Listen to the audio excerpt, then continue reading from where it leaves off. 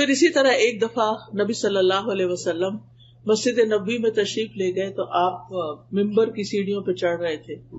3 سیڑھیاں تھی. ہر دفعہ آپ نے آمین کہا. دوسری سیڑھی پہ قدم رکھا آمین کہا, تیسری پہ قدم رکھا تو آمین کہا.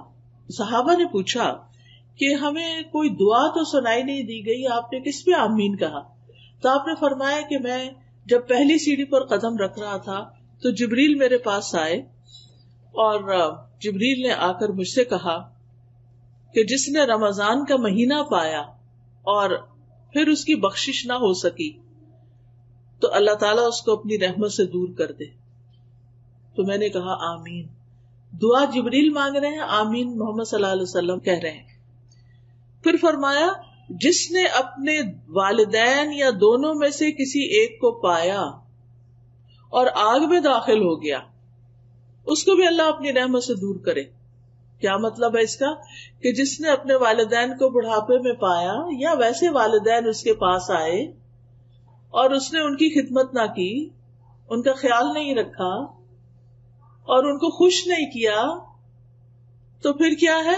اللہ اس کو اپنی رحمت سے دور کر دے. اللہ کے حق کے بعد سب سے پہلا حق والدین کا حق ہوتا ہے, بھلے انہوں نے زندگی میں ہمارے ساتھ کوئی زیادتی کی ہو. کیونکہ کچھ بچوں کو اپنے ماں باپ سے بہت شکایت ہوتی ہے, اور خاص طور پر جب بچے چھوٹے ہوتے ہیں تو اس وقت تو ان کو خواہ کی شکایتیں ہوتی ہیں, اور بعض اوقات وہ سمجھتے ہیں کہ ماں باپ کو تو کچھ پتا ہی نہیں ہے, ہم زیادہ علامہ فلسفی بن گئے ہیں 4 جماعتیں پڑھ کے, اور ماں باپ تو بس یہ تو دیسی ہیں, پیچھے سے آئے ہیں, ان کو نہیں پتا کہ یہاں کیا ہوتا ہے. تو بات یہ ہے کہ ماں باپ کچھ بھی ہو, چاہے چٹے ان پڑھ ہی کیوں نہ ہو, ہم پر لازم ہے کہ ہم ان کی رسپیکٹ کریں, ہم ان کی کیئر کریں, ہم ان کا خیال کریں, چاہے وہ غلطیاں کر رہے ہوں. پھر بھی حضرت اسماء رضی اللہ تعالی عنہا کی والدہ مشرکہ تھی, مشرک تھی, مسلمان نہیں ہوئی تھی. حضرت اسماء ہجرت کر کے مدینہ آ گئی تھی, کیونکہ جتنے بھی مسلم تھے انہوں نے مکہ چھوڑا, مدینہ آ گئے. اب ظاہر ہے بیٹی مدینہ میں ہے اور ماں مکہ میں ہے. اب ماں کو کچھ ضرورت پیش آتی ہے تو وہ مکہ آتی ہے ٹریول کر کے. اس زمانے کا ٹریول 8 دن سے پہلے پہنچتے نہیں تھے لوگ, اور وہ آ کے اپنی بیٹی کے پاس جاتی ہے اور کہتی ہے کہ بیٹی مجھے کچھ ضرورت ہے, کچھ مال کی ضرورت ہے, میری کچھ ضروریات ہیں تو تم پوری کرو. کیونکہ اس کو پتا تھا کہ ابو بکر کی بیٹی ہے رضی اللہ تعالیٰ عنہ کی, اور ابو بکر ایک مالدار انسان ہے, اور بیٹی کے پاس بھی ہوگا تو بیٹی مجھے کچھ دے گی. اب ان کو پریشانی ہوئی کہ میری ماں تو مسلم ہی نہیں ہے, تو میں ان کے ساتھ حسن سلوک کروں یا نہ, میں ان کو کچھ دوں یا نہ, شاید مجھے اپنا مال صرف مسلم ماں کو ہی دینا چاہیے تو ان کو نہیں دے سکتی. تو انہوں نے کہا اچھا میں ذرا ابھی آتی ہوں. پھر وہ نبی صلی اللہ علیہ وسلم کے پاس تشریف لائیں اور آپ سے پوچھا کہ اللہ کے رسول صلی اللہ علیہ وسلم, میری والدہ مکہ سے آئی ہیں اور وہ مسلمان نہیں ہیں اور وہ مجھ سے مدد چاہتی ہیں, کیا میں ان کی مدد کر دوں؟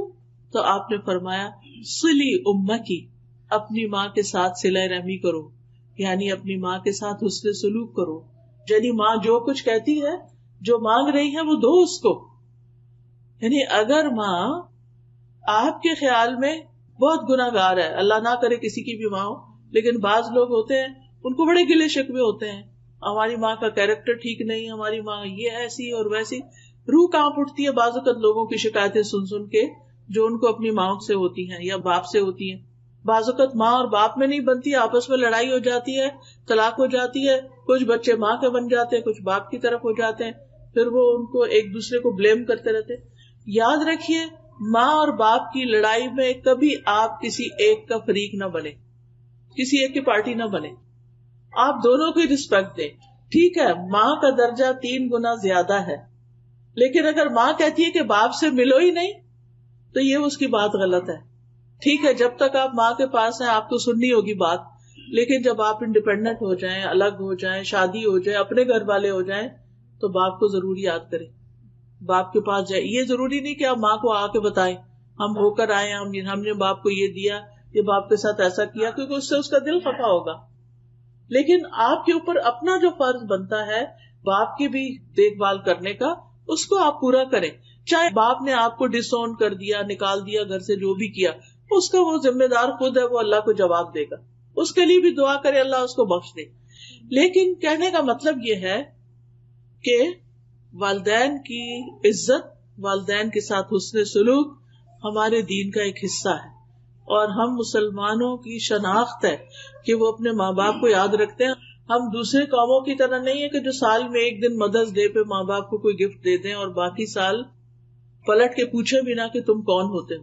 ہمارا کلچر، ہمارا دین، ہمارے طور طریقے، ہمارا لائف سٹائل مسلمانوں والا ہونا چاہیے، کیونکہ اللہ نے ہمیں گائیڈنس سے نوازا ہے، نور عطا کیا ہے، روشنی عطا کی ہے. ہمیں محمد صلی اللہ علیہ وسلم جیسے پیغمبر دیے ہیں جن کے بارے میں اللہ تعالیٰ اسی سورۃ الاحزاب میں فرماتے ہیں لَقَدْ كَانَ لَكُمْ فِي رَسُولِ اللَّهِ أُسْوَةٌ حَسَنَةٌ، تمہارے لیے اللہ کے رسول صلی اللہ علیہ وسلم کی زندگی میں خوبصورت نمونہ ہے. تو ہمیں تو اس نمونے کو اڈاپٹ کرنا ہے، ہمیں تو آپ کی تعلیمات کو دیکھنا ہے، ہمیں تو آپ کی سنتوں پر چلنا ہے، ہمیں تو آپ کی شفاعت حاصل کرنی ہے، ہمیں تو آپ پر درود بھیجنا ہے، ہمیں تو آپ کی سیرت پڑھنی ہے، ہمیں تو آپ کا ایسا امتی بننا ہے کہ جس پر آپ قیامت کے دن خوش ہو جائیں کہ یہ دیکھیں میرا امتی جس نے میرے بعد میرا کام آگے بڑھایا، لوگوں کو مسلمان کیا. ہمارے پیغمبر نے آ کر کیا کیا تھا دنیا میں؟ سب سے بڑا کام کون سا کیا تھا؟ لوگوں کو اللہ کی طرف بلایا تھا، اسلام کی طرف بلایا تھا، لوگوں کو جہنم سے بچایا تھا. آپ کا ٹائٹل بشیر اور نذیر تھا کہ آپ خوشخبری دینے والے بھی تھے اور ڈرانے والے بھی تھے. آپ نے لوگوں کو سب سے پہلے جو آپ پر وحی نازل ہوئی خاندان کو اکٹھا کیا، ان کو اسلام کے بارے میں بتایا، پھر بڑی بگر ایکسٹینڈیڈ فیملی اور باقی مکہ والوں کے لیے صفا پہاڑی پر چڑھ کر آپ نے لوگوں کو اسلام کی دعوت دی جس پر آپ کا چچا آپ کا بہت مخالف ہو گیا.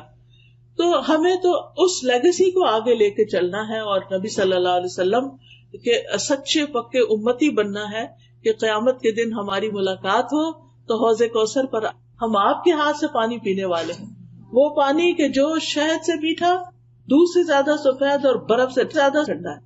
آپ سوچیے کہ وہ کتنا لذیذ ہوگا، اور جو ایک دفعہ پیے گا اس کو پھر کبھی پیاس نہیں لگے گی. تو حشر کے میدان میں تو دھوپ بھی ہے اور گرمی بھی ہے اور پشیمانی بھی ہے اور خوف بھی ہے. وہاں پر ٹھنڈا سایہ کہاں ملے گا اور ٹھنڈا پانی کہاں ملے گا؟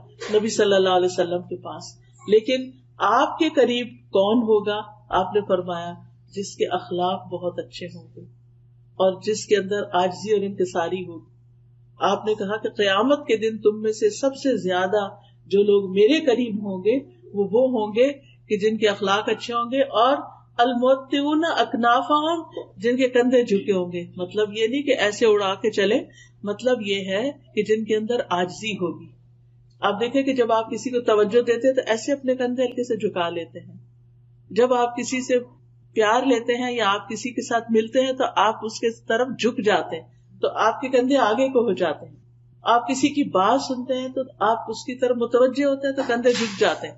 تو آپ نے کندھے جھکانے والے کی تعریف کی کہ وہ قریب ہوں گے قیامت کے دن میرے، یعنی جن کے اندر انسانوں کی ہمدردی ہوگی، انسانوں کے ساتھ اچھا سلوک کرتے ہوں گے، ان کا خیال رکھتے ہوں گے. اور اس کی ابتدا جو ہوتی ہے وہ اپنے گھر سے ہی ہوتی ہے کہ اپنے بہن بھائیوں کے ساتھ، اپنے رشتے داروں، اپنے والدین کے ساتھ، اپنے دوستوں کے ساتھ، جو بھی ہمارے ساتھ رہتے ہوں، سب سے پہلے حسن سلوک کے جو محتاج ہیں وہ وہی ہیں. ایک شخص آپ کے پاس آیا اور اس نے کہا کہ میں سب سے زیادہ اچھا سلوک کس کے ساتھ کروں؟ میرے حسن سلوک کا سب سے زیادہ مستحق کون ہے؟ آپ نے فرمایا امو کی، تمہاری ماں. وہ پھر سوال لے کر آیا، اس کے بعد کس سے اچھا سلوک کروں؟ فرمایا تمہاری ماں.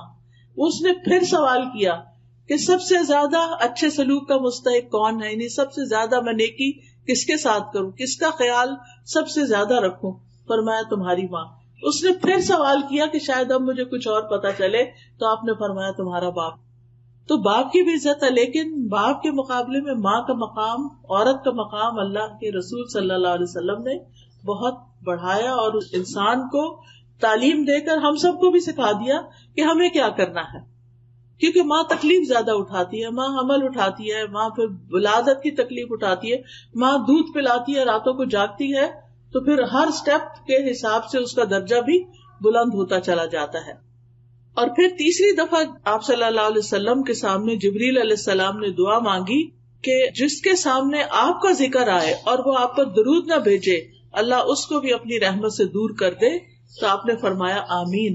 تو اس سے پتہ چلتا ہے کہ ہم میں سے ہر ایک کو خود سے بھی درود پڑھنا چاہیے، لیکن اگر کوئی پڑھ رہا ہو تو اس کے ساتھ ہمیں بھی یاد کرنا چاہیے نبی صلی اللہ علیہ وسلم کو، ہمیں بھی درود پڑھنا چاہیے.